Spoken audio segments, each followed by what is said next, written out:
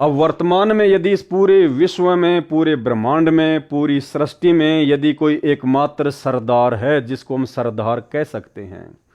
सरदार का मतलब होता है कैप्टन, एक समाज का अगुवा, एक संस्था को हैंडल करने वाला, उसको कहते हैं कैप्टन, सरदार, एक संस्था का मुखिया। तो वर्तमान में इस पूरे ब्रह्मांड का, पूरी सृष्टि का जो सरदार है, जो मुखिया है, जो कैप्टन है, केवल एक ही है जिसने सृष्टि बनाई है, जिसने सब इंसानों को पैदा किया है, कबीर परमात्मा। और वो कबीर परमात्मा आज परम पूज्य सतगुरु रामपाल जी के रूप में धरती पे प्रकट हैं। ये रियल में सरदार हैं, बाकी तो नकली सरदार हैं सब। पगड़ी पहनना, दाढ़ी मूछ बढ़ाना, ये तो नकली सरदारों की पहचान है। असल में जिसको हम सरदार कह सकते हैं वो केवल सतगुरु रामपाल जी परमेश्वर जी हैं। और सन 2028 के बाद, क्योंकि सन 2028 का जो समय है वो युग परिवर्तन का समय है, युग परिवर्तन का समय। अब 2024 चल रही है, उसके बाद 2025, 2026, 2027 और 2028, यानी मुश्किल से 4-4.5 साल का समय है। इन 4-4.5 साल के समय में जो भी प्राकृतिक उथल पुथल होने हैं वो हो लेंगे। जितनी भी जनसंख्या का जनसंहार होना है वो हो लेगा। जितनी भी प्रकार की आपदाएं, बाढ़, भूकंप, अतिवृष्टि, ओलावृष्टि, अनावृष्टि, युद्ध, गृह युद्ध, महामारियां, वायरस, यानी जितनी भी प्रकार की आपत्तियां इस मनुष्य के ऊपर आनी हैं वो आ लेंगी। और 2028 के बाद संत रामपाल जी का यथार्थ 13वां कबीर पंथ, संत रामपाल जी का मार्ग, संत रामपाल जी का मानव धर्म, आदि सनातन मानव धर्म पूरे विश्व में फैलेगा, पूरी दुनिया पर छाएगा। और जितने भी लोग सुरक्षित बचेंगे उस महाविनाश के दौर से, वो सभी लोग अपने उन तमाम धर्म, जाति और समाज को त्याग कर, उनकी परंपराओं को त्याग कर संत रामपाल जी के मानव धर्म से जुड़ जाएंगे। इसी सरदार के चरणों में वर्तमान के सभी सरदारों को और सभी धर्म के मानने वालों को आना पड़ेगा। दूसरा कोई चारा मानव जाति के पास में नहीं बचेगा। तो भाई और बहनों, यदि आप संत रामपाल जी के भगत हैं, उनसे उपदेश प्राप्त कर चुके हैं, तो मौका है 2028 से पहले पहले ज्ञान को आधार बनाकर स्वयं दुनिया के सरदार सतगुरु रामपाल जी भगवान के प्रत्येक नियम और मर्यादाओं को फॉलो करने का। जब तुम्हें पता है कि तुम्हारा गुरु वास्तव में सरदार है, फिर तुम क्यों नकली सरदार बने फिरते हो भाई? नाम उपदेश लेने के बाद भी क्यों नकली सरदार बने फिरते हो? और बाद में तो पूरी दुनिया आएगी, पूरी दुनिया दौड़ दौड़ के आएगी, पूरी दुनिया अपनी पगड़ी, अपनी टोपी, अपना साफा संत रामपाल जी के चरणों में रखेगी। वो तो फिर देखा देखी हो जाएगी, वो तो फिर भेड़ चाल हो जाएगी, वो तो फिर अपनी जान बचाने के लिए सबको ऐसा करना पड़ेगा। उस महाविनाश के दौर में किसी भी धर्म, किसी भी जाति वाले व्यक्ति के पास में अपनी सुरक्षा का, अपने परिवार की सुरक्षा का कहीं कोई ठोर ठिकाना नजर नहीं आएगा। इसलिए उस समय तो मजबूरी होगी, ना चाहते हुए भी व्यक्ति इन्हीं के चरणों में आएगा। लेकिन असल में यदि आप इनके भगत हैं, इनके ज्ञान को समझ चुके हैं, तो वर्तमान का समय है उनके ज्ञान को समझकर, ज्ञान को आधार बनाकर अपने तमाम पहले वाले धर्म और जातियों और समाज की परंपराओं को त्याग कर एक भगत बनने का। बाद में तो पूरी दुनिया पलटेगी। उस समय आपका कोई स्थान नहीं रहेगा, कोई विशेष जगह परमात्मा के चरणों में नहीं रहेगी, क्योंकि आप ज्ञान आधार से नहीं आ रहे, आप तो परिस्थितियों के वशीभूत होकर आ रहे हैं। आप डर और भय के वशीभूत होकर अपनी उन परंपराओं को त्याग रहे हैं, जबकि असल में परंपराओं को त्यागना आज है, आज। और रही बात ये सिखों के द्वारा दाढ़ी मूछ रखना वर्तमान में, इसके पीछे की क्या कहानी है, क्या इसकी बायोग्राफी है, ये आपको आसानी से गूगल पे मिल जाएगी। सिखों के जो 10वें गुरु थे गुरु गोविंद सिंह जी, उनके जो पिताजी थे श्री तेग बहादुर जी, मुगलों ने उनको मौत के घाट उतार दिया था, लड़ाई में वो शहीद हो गए थे। उसका बदला लेने के लिए श्री गोविंद सिंह जी ने अपनी एक सेना खड़ी की थी, जिसको खालसा पंथ के नाम से भी जाना जाता है। और उनकी उस सेना में जो जो लोग भर्ती होते थे, उनके लिए कुछ चीज़ें अनिवार्य थी, जैसे सिर के बाल बड़े हुए होने चाहिए, दाढ़ी मूछ वगैरह बड़ी हुई होनी चाहिए, हाथ में आपके जो है एक वो कड़ा होना चाहिए, घुटने तक का जो है एक वो कच्छा होना चाहिए, एक आपके पास में जो है वो कृपाण होनी चाहिए, एक आपके पास में उन बालों के लिए जो है कंगा होना चाहिए, कोम्ब। तो ये कुछ पहचान थी, ये उस समय की परिस्थितियों के अनुसार जायज़ थी, क्योंकि जो सेना गुरु गोविंद सिंह जी ने तैयार की थी उस सेना का मकसद था गुरु गोविंद सिंह जी के पिताजी की हत्या का बदला लेना और मुगलों के द्वारा समाज में जो अत्याचार किया जा रहा था समाज की रक्षा करना। और उस समय जो बाल जो बढ़ाए जाते थे और बालों के ऊपर फिर जो पगड़ी पहनी जाती थी, तो उसका रीजन था कि जब लड़ाई होगी, आक्रमण होगा, युद्ध होगा, अगर सिर पर किसी बंदूक से या किसी लठ से या किसी तलवार आदि से यदि आपको नुकसान पहुंचाने का प्रयास किया जाए तो काफ़ी हद तक वो बड़े बड़े बाल और बालों के ऊपर वो पगड़ी आपका बचाव कर देगी, आपके सर का बचाव कर देगी। तो उस समय ये जरूरी था। कड़ा इसलिए पहना जाता था कि बाय द वे आपके पास में हथियार नहीं है तो आप जी जो कड़ा है उस कड़े से आप जी सामने वाले के प्रहार को, आक्रमण को झेल सकें, रोक सकें। कच्छा इसलिए पहना जाता था ताकि वो ढीला ढीला रहे, दौड़ने भागने में, उठने बैठने में दिक्कत ना रहे। कंगा उन बालों को संवारने के लिए था। वो कृपाण एक छोटे हथियार के रूप जो है वो रूप में था। और वर्तमान में ना तो हिंदुस्तान में कोई मुगलों ने आक्रमण कर रखा है, ना कोई मुगल यहाँ पे कोई अत्याचार कर रहा है। वो परिस्थितियां ही नहीं है वर्तमान में। वो देश काल और परिस्थितियां कुछ और थी, वर्तमान में वो परिस्थितियां नहीं हैं। इसलिए वर्तमान में अब उन चीज़ों की आवश्यकता भी नहीं है। ठीक है, जो व्यक्ति संत रामपाल जी के ज्ञान से अपरिचित हैं, जो उनके भगत नहीं हैं, जो सिख समाज से जुड़े हुए हैं, वो भले ही उन परंपराओं का निर्वाह करें, हमें कोई ऑब्जेक्शन नहीं, हमें कोई दिक्कत नहीं है। चाहे पगड़ी पहने, चाहे मूछें बढ़ा के रखें, चाहे दाढ़ी बढ़ा के रखें, चाहे साफ रखें। ये वीडियो उनके लिए नहीं है।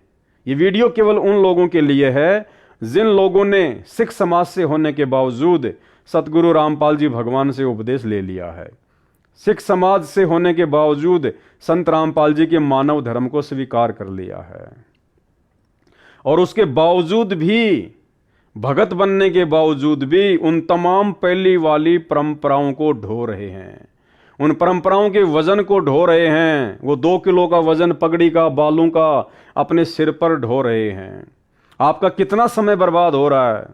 परमात्मा ने हमें एक एक श्वास की कीमत बताई, और आपका कितना समय बर्बाद होता है बाल धोने में, बालों को संवारने में, बालों को जो है वो कंगा करने में, बालों को बांधने में, फिर उसके ऊपर वो पगड़ी पहनने में, फिर कभी कभार उस पगड़ी को साफ करने में, धोने में।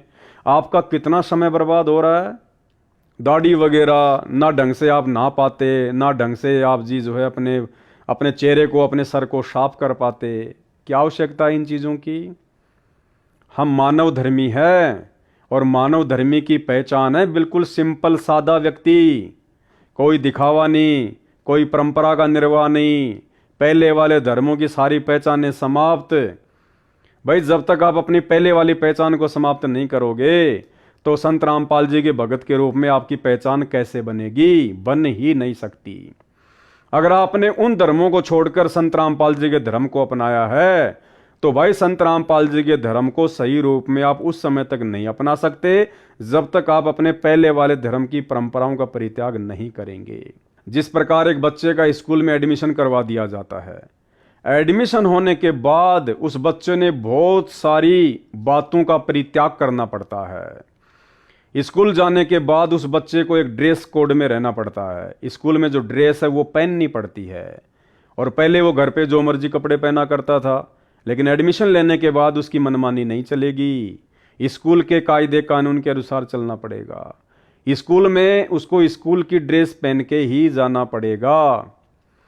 पहले बच्चा घर पर दिन में 4 बार खाना खा लेता था, 5 बार खाना खा लेता था। अब स्कूल में एडमिशन लेने के बाद उसको लंच टाइम में ही लंच करना पड़ेगा। बीच में उठ के खाना नहीं खा सकता, हर आधे घंटे में खाना नहीं खा सकता, यानी अपनी उन क्रियाओं को चेंज करना पड़ेगा।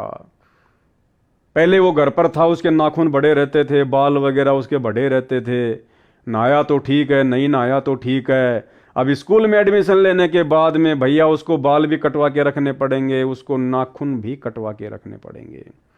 पहले वो गंदे संदे कपड़े पहन के घूमता था, अब उसको साफ सुथरे कपड़े स्कूल में पहन के जाने पड़ेंगे। तो इसी प्रकार से यदि आप संत रामपाल जी के भक्ति मार्ग में एडमिशन ले चुके हैं, यदि आप जी मानव धर्मी बनना चाहते हैं, तो आपने अपने पहले वाले धर्म की परंपराओं को त्यागना पड़ेगा। वो रीति रिवाज, वो कुरीतियां आपने त्यागनी पड़ेगी। उनके लिए, उन परंपराओं के लिए संत रामपाल जी के मानव धर्म में कोई जगह नहीं है, किसी भी प्रकार की कोई जगह नहीं है। तो भाइयों और बहनों, आप विचार करना, ये संदेशा सतगुरु रामपाल जी भगवान के आशीर्वाद से आप तक पहुंचा दिया गया है। सत्सेवक भाई बहन तो पहले से ही इन चीज़ों को फॉलो करते हैं, वो तो उन तमाम धर्म की पहचानों को मिटा चुके हैं और अपनी पहचान केवल अपने गुरुदेव को बना चुके हैं, भक्ति मार्ग को बना चुके हैं कि एक भगत कैसा होता है, भगत का रहन सहन, उसका उठना बैठना, बोलना चलना, उसका पहनावा कैसा होता है, ये आपको साध संगतियों में आने से पता चलेगा। और दूसरी तरफ सतलोक आश्रमों से जुड़े हुए भाई बहन अभी तक अपनी उन्हीं वर्ण, जाति, धर्म, समाज की परंपराओं में घुसे हुए हैं।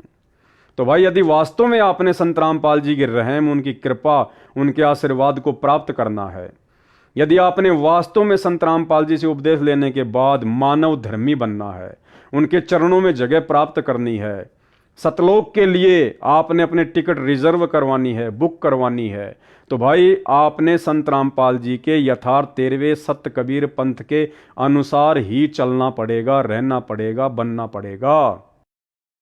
अब आप चाहे हिंदू थे या मुसलमान थे, सिख थे या ईसाई थे, भले आपको अच्छा लगे या बुरा लगे, भले आपको लोक लाज सताए या समाज का भय और डर सताए, भाई आपने ज्ञान आधार से अपनी उन कमजोरियों को दूर करना पड़ेगा। अन्यथा पूर्ण रूप से संत रामपाल जी के भगत नहीं कहे जा सकते।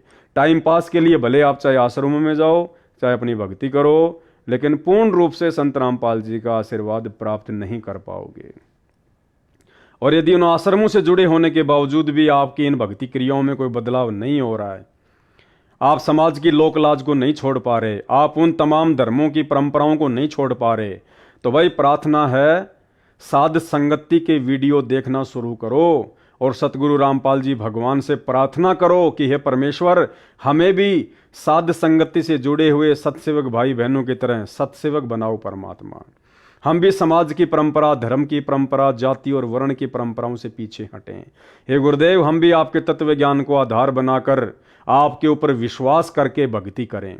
तो भाई साध संगति के वीडियो देखना शुरू करो और साध संगति के वीडियो के लिए फेसबुक पर जाकर लिखिए पवन दास इज लाइव, मानव धर्मी पवन दास। यूट्यूब पर जाकर भी सर्च कर सकते हैं पवन दास इज लाइव, शंका समाधान विद पवन दास, साध संगति के वीडियो। इस प्रकार से आप सर्च करेंगे तो आपको तमाम प्रकार के ये वीडियो मिलेंगे, जिनमें सभी प्रकार की जानकारियां गुरुदेव के भक्ति मार्ग से संबंधित, उनके नियम और मर्यादाओं से संबंधित प्रोवाइड करवाई गई हैं। समय बहुत थोड़ा है, बाद में रोओगे, पछताओगे। आपके पास में एक मौका है, जब तक सतगुरु रामपाल जी भगवान हिसार जेल से बाहर अपनी लीला पूरी करके अपने मिशन को पूरा करके नहीं आ जाते हैं, उस समय तक आपके पास समय है कि आप एक भगत बन सकते हैं। सतलोक जाने के लिए आप जी भगत बन सकते हैं, आपके पास मौका है। एक बार गुरुदेव हिसार जेल से बाहर आए तो भाई वर्तमान में जितने लोगों ने गुरुदेव से नाम दीक्षा ले रखी है, फिर उन लोगों को भगत बनने का मौका नहीं मिलेगा, बिल्कुल नहीं मिलेगा। यानी आपने अपना ये जीवन बर्बाद कर दिया, अब आपको नेक्स्ट जीवन लेना ही पड़ेगा। वर्तमान में जिन जिन लोगों ने उपदेश ले रखा है, ये उन लोगों के लिए है। बाकी उनके बाहर आने के बाद जितने लोग उपदेश लेंगे वो एक दूसरा बैच होगा। उस बैच की फिर क्या मर्यादा होगी, क्या नियम होंगे, कैसे परमात्मा उनकी परीक्षा लेगा, वो बाद की बात है। लेकिन वर्तमान में सन 2014 बरवाला कांड के बाद से उन तमाम लोगों की परीक्षा है, उन तमाम लोगों को भगत बनने का गुरुदेव ने एक मौका दिया है, जो लोग सतगुरु रामपाल जी भगवान से उपदेश प्राप्त कर चुके हैं। बाद में रोओगे, पछताओगे, मौका नहीं मिलेगा। और गुरुदेव के दिल में जगह बनाने के लिए आपको किस प्रकार से भगत बनना पड़ेगा, आपने किन किन परंपराओं को त्यागना पड़ेगा, कौन कौन सी मर्यादाओं को आपने अपनाना पड़ेगा, ये तमाम जानकारी आपको धार्मिक धंधे के रूप में स्थापित हो चुके धनाना आश्रम से लेकर तमाम सतलोक आश्रमों में नहीं मिलेगी, जिंदगी में नहीं मिलेगी। ये तमाम जानकारी यदि आपको चाहिए तो आपको सात संगति की वीडियो देखना पड़ेगा, आपको सात संगति से जुड़ना पड़ेगा। अन्यथा भैया जैसा बीज बोओगे वैसा ही काटोगे। परमात्मा ना किसी को अच्छा कहेगा ना किसी को बुरा कहेगा, अंत में यहीं रह जाओगे, पैर फिसल जाएगा, जन्म जन्म प्राप्त करते रहोगे, यहाँ के सुख भोगते रहोगे, क्योंकि भक्ति हम ऐसी कर रहे हैं। इस भक्ति में यदि हम मर्यादा में ना रहे तो हमारी कमाई इतनी बन जाएगी, पार तो नहीं हो पाएंगे। पार तो वही होगा जो पूरी तरह से मर्यादा में रहेगा। लेकिन मर्यादाओं में ना रहकर भक्ति करते करते हमारी जबरदस्त कमाई हो जाती है इन सत भक्ति मंत्रों से, और फिर हमें बार बार मनुष्य जन्म मिलेंगे, और मनुष्य जन्म बनकर यहीं पे हम धक्के खाते रहेंगे, अपनी भक्ति को बर्बाद करते रहेंगे, और ना जाने फिर क्या क्या कष्ट और माँ कष्ट उठाएंगे। तो भाई और बहनों, फिलहाल मौका है, हाथ जोड़ के प्रार्थना है, मान बढ़ाई अहंकार को त्याग दो, ये व्यर्थ की परंपराओं को त्याग दो। यहाँ कोई सरदार नहीं है, सरदार सबका एक ही है। यहाँ कोई मुस्लिम नहीं है, कोई हिंदू नहीं है, कोई ईसाई नहीं है। सबका जनक, सबका बाप, सबका उत्पत्ति करता धरती पर आ चुका है, प्रकट हो चुका है। आने वाले समय में तो पूरी दुनिया इनके चरणों में आएगी, गिड़गिड़ाएगी, नाक रगड़ेगी। दूसरा, धरती पर किसी को कोई ठोर ठिकाना नजर नहीं आएगा। और तुम चंद भाई बहन जिनको गुरुदेव ने मौका दिया, समय रहते अपनी शरण में ले लिया, तुम अगर उन्हीं परंपराओं में उलझे रहे, उसी मान बढ़ाई में उलझे रहे, उन्हीं धर्म के रीति रिवाजों में उलझे रहे और परमेश्वर के मानव धर्म को सही से नहीं अपनाया, तो भैया आपकी भी वही दुर्गति होगी जो वर्तमान में संत रामपाल जी को ना पहचान कर उनसे दूर बैठे हैं। तो एक संदेशा गुरुदेव की सत प्रेरणा से आपको दे दिया गया है।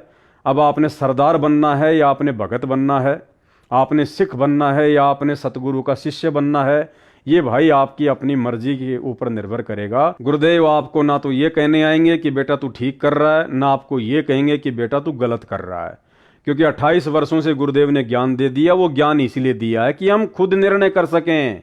कहे कबीर सोई जन मेरा, जो नीर खीर का करे निबेरा। तो आज के वीडियो में केवल इतना ही, आगे फिर आपको जानकारियां देते रहेंगे। तब तक के लिए दीजिए इजाज़त। बंदी छोड़ सतगुरु रामपाल जी भगवान की जय हो। बच्चों, आप इन बातों को हल्के बना लो, कति 100 की 100 साची है। आंखों देखे उस महापुरुष न पड़े, मालिक की महिमा गाई है।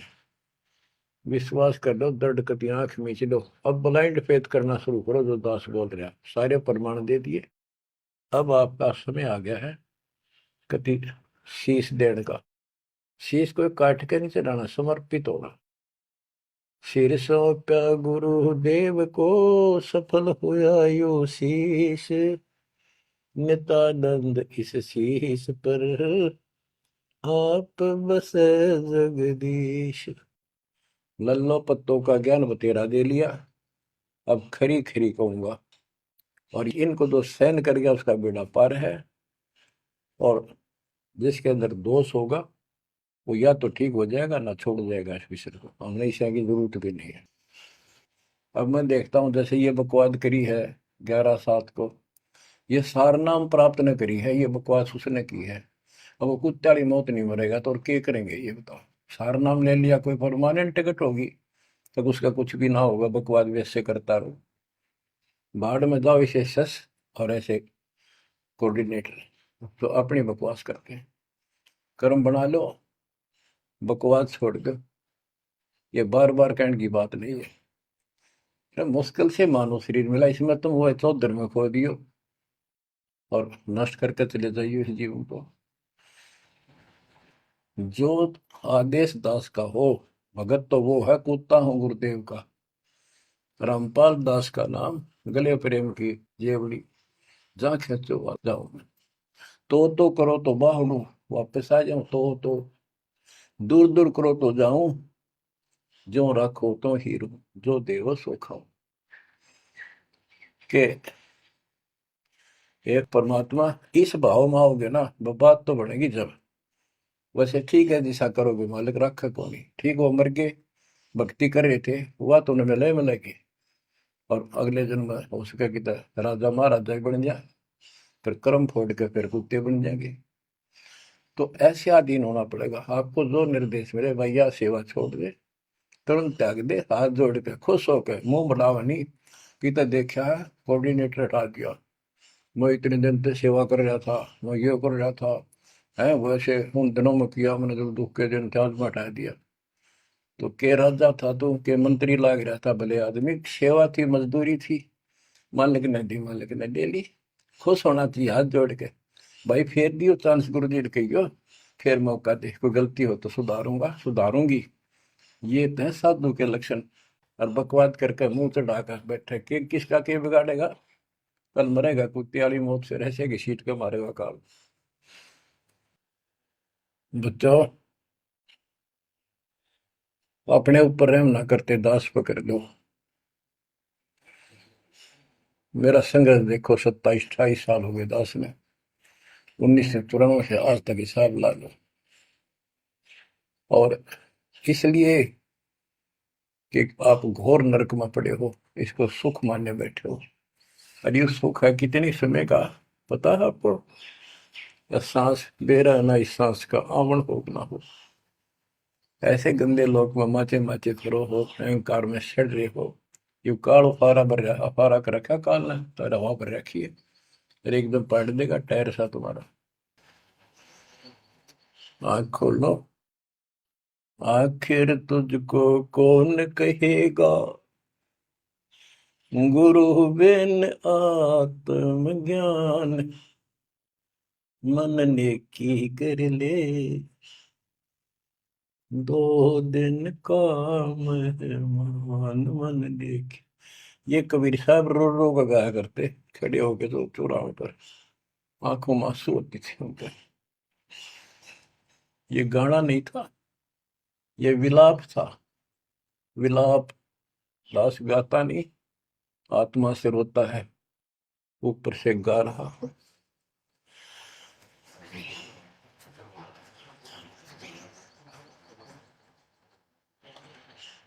120 साल आपके बाप, आपके पिता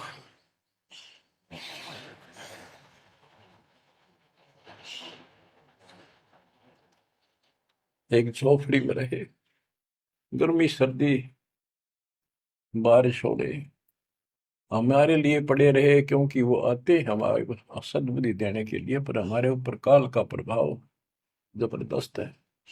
उस काल के प्रेशर को इस आत्मा के ज्ञानता को हटाने के लिए ये सत्संग माध्यम है।